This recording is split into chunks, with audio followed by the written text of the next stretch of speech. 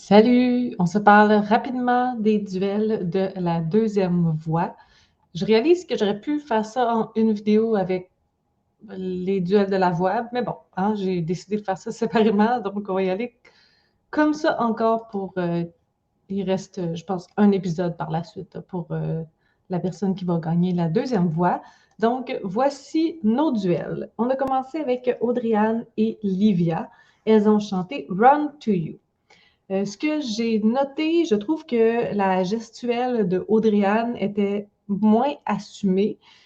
Visuellement aussi, je trouve qu'elle était pas tant engagée, comme elle chantait un peu comme on chante dans notre douche, sans nécessairement penser au public et sans nécessairement penser aux mots qu'on dit, qu'on chante.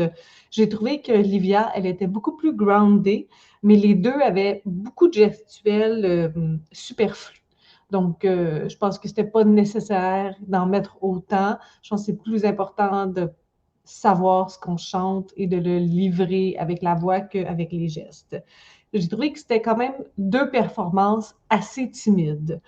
C'est Livia qui a gagné le duel et je pense que c'était tout à fait mérité. Elle était quand même plus assumée qu'Audrey-Anne.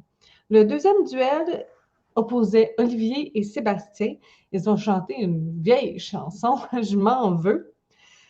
C'était une performance très sobre. Par contre, il n'y avait pas de complicité ensemble. J'imagine qu'ils ne voulaient pas se chanter Je m'en veux à l'un et l'autre, mais ils n'ont pas eu d'interaction, presque pas les deux ensemble. Ça avait l'air de deux solos, un à côté de l'autre.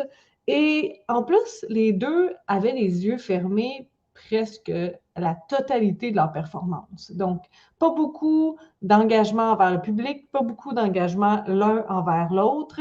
C'était deux performances très individuelles, très centrées sur soi, dans son émotion et pas très extériorisées. C'est Sébastien qui a gagné, puis pour vrai, là, c'est drôle parce qu'en regardant les duels la première fois, je pensais que Sébastien, c'était l'autre. Ouais, c'est ça. Mais pour vrai, c'était pas le meilleur duel. Je pense que peut-être que la chanson aussi, elle les mettait mal à l'aise, mais il manquait beaucoup de présence scénique de la part des deux gars. Le troisième duel, pour vrai, c'était celui qui était le plus crève-cœur parce que dans tous ceux qui ont été pris pour la deuxième voix, c'était mes deux candidats préférés, ces deux candidats que je comprends pas pourquoi ils n'ont pas été choisis à la voix. Donc, ça, c'était crève-cœur, considérant que Roxane n'avait pas avoir un bouton de voler un de ces deux candidats. Sarah et Ryan ont chanté Et si tu n'existais pas, en ont fait un vraiment beau remix, une belle version très originale, en sobreté, puis après ça, ils se levaient puis se regardaient les yeux dans les yeux. Très belle mise en scène en plus.